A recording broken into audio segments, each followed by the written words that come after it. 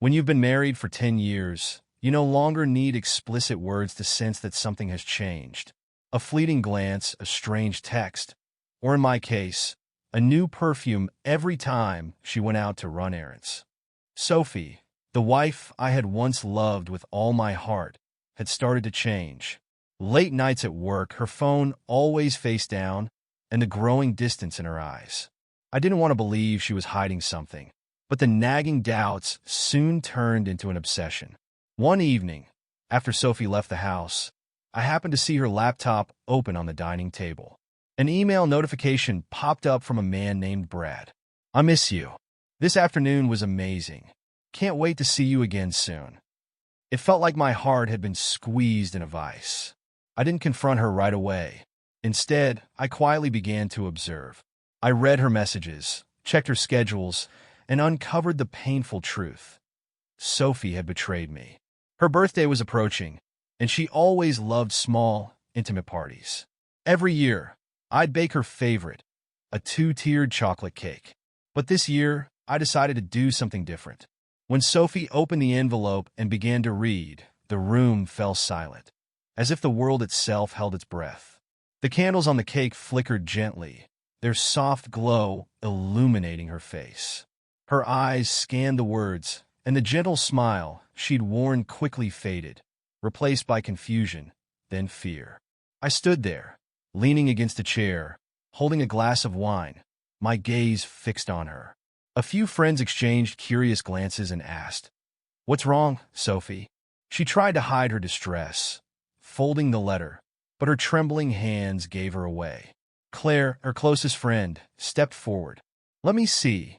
Sophie turned to me, her voice a trembling whisper, almost pleading. "Can we talk in private?" I shrugged, keeping my voice calm but cutting. "Why private? Everyone here is your friend. Don't they deserve to know the truth?" The room froze. Claire grabbed the letter from Sophie's shaking hands and began to read aloud, her tone filled with shock. "Sophie, you've broken me. I know you've been unfaithful. I know about Brad. I've read your messages, seen the traces you left behind. Tonight, in front of your friends, I want you to face the truth. You shattered my trust, but I won't let this destroy me. This is your birthday, but it's also the day I end this relationship." All eyes turned to Sophie. Some friends gaped in disbelief. Others stared awkwardly at the floor. Sophie clung to Claire, tears beginning to stream down her face. "I didn't mean to," Sophie stammered. I cut her off, my voice firm yet measured. "Don't say you didn't mean to when you had all the time and chances to stop. You made your choice, and these are the consequences." She collapsed into a chair, sobbing uncontrollably. A few friends tried to console her, but their expressions had changed. They looked at her with disappointment and a hint of pity. What are you going to do now?" Sophie looked up at me, her tear-filled eyes pleading. I set my wine glass down, pulled a divorce packet from the briefcase I'd brought, and placed it on the table in front of her. "This is all that's left between us." The room was suffocatingly silent. Sophie stared at the papers, her lips trembling, unable to form a response. The climax had passed. I straightened up and walked toward the door. Before leaving, I turned back to her one last time. "Sophie, you destroyed everything we had. I hope you'll learn something from this mistake. Happy birthday." The door clicked shut behind me, leaving the chaos inside. In that moment, I didn't just leave the party. I walked away from my old life, ready for a fresh start. Instead of carving a message into the cake like in previous years, I had written a letter, long and heartfelt, detailing everything I knew. In it, I didn't just speak of my pain, but emphasized that she needed to face the truth. I tucked the letter into a small envelope and hid it beneath the top tier of the cake. Sophie's birthday was coming up, and she always loved celebrating it. Every year, I would bake her favorite cake, a two-tier chocolate cake with raspberry filling and buttercream frosting. She always said no one could make it better than I did. But this year, it wouldn't just be a cake. It would be a reckoning. I spent hours making the cake. After baking, cooling, and layering it with buttercream, I carefully carved a message into the frosting using a toothpick and filled the letters with bright red icing. The words stood out clearly. "Happy birthday, traitor." That evening, Sophie invited a few close friends to the party. She wore a new red dress and had done her makeup meticulously. She looked as radiant as ever, and it only made my heart ache more. Finally, the moment arrived. I brought out the cake, its candles flickering atop, and placed it on the table as everyone began singing. Sophie smiled brightly, blowing out the candles amid applause. "Go ahead, cut the first slice," I said, keeping my voice calm. She picked up the knife but froze as her eyes landed on the message. The smile vanished from her face. "What is this?" she asked, her voice trembling. I crossed my arms and leaned against the table. "It's your cake. I thought you'd appreciate a personalized message." The room fell silent. Her friends leaned in to read the words. A few began quietly excusing themselves. Sophie's face went pale before flushing crimson. "Can we talk?" she whispered. "Oh, now you want to talk?" I replied bitterly.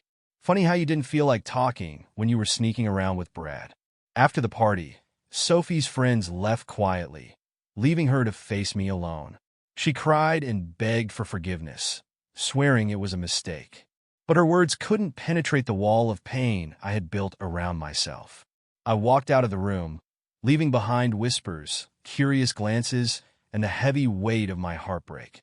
Yet this time, I felt an odd sense of relief, as if the burden I had carried for weeks had finally been lifted. I drove home, the image of Sophie slumped at the table, tears falling onto the divorce papers, etched in my mind. As painful as it was, I knew it was necessary. She needed to face the consequences, and I needed to free myself from a relationship that was beyond repair. "You killed us," I said coldly. "There's nothing left to save." I had spoken to a lawyer. The divorce papers were ready. I placed them on the table in front of her, leaving no room for negotiation. In the weeks that followed, Sophie moved out. I changed the locks, updated my will, and erased every trace of her from the house. Sophie tried to reach out, texting, calling, even asking friends to intervene. She said she wanted to make things right, that she couldn't live without me. But I had made my decision.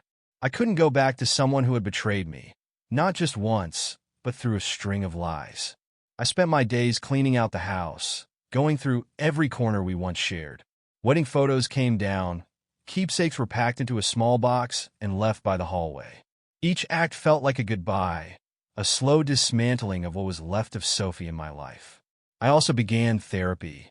The counselor, an older woman with kind, understanding eyes, helped me realize that my pain wasn't just about Sophie's betrayal.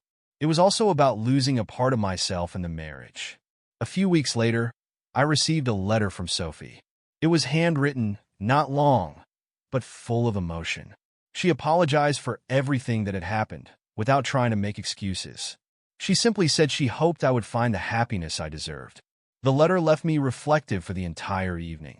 Not because I wavered, but because, for the first time, I felt sincerity from her.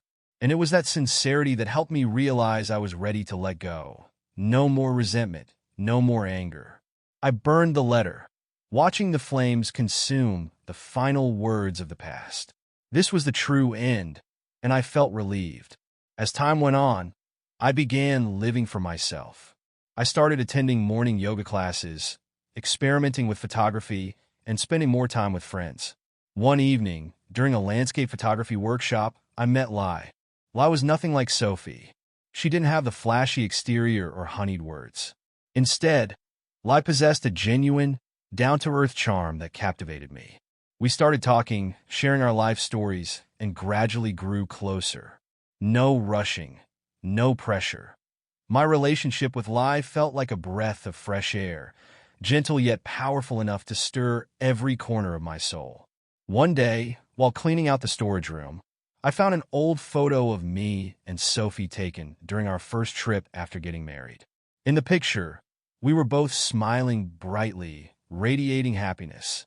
I stared at the photo for a while before placing it in a keepsake box. There was no pain, no regret, just a sense of gratitude for the beautiful memories we had once shared. Life has its ups and downs, and sometimes the best thing you can do is learn how to move forward. Now I no longer dwell on the past. I only think about what lies ahead, with a heart ready to embrace whatever comes next. Looking back on my journey, I realized that sometimes what feels like an ending is simply the beginning of something new. If you've ever been betrayed, suffered loss, or felt lost in a relationship, remember that you're not alone. We all have the right to feel pain, but the most important thing is not to let it define who you are. Instead, use that pain as motivation to grow, to learn how to love yourself, and to build a brighter future. Have you ever been through something similar? How did you overcome it? Share your story in the comments. Your story might inspire or bring comfort to someone else. And if you're going through a tough time, remember that tomorrow is always a new chance to start again. Each day is a gift. Unwrap it with courage and hope. What do you think? I'd love to hear your thoughts. Leave a comment below.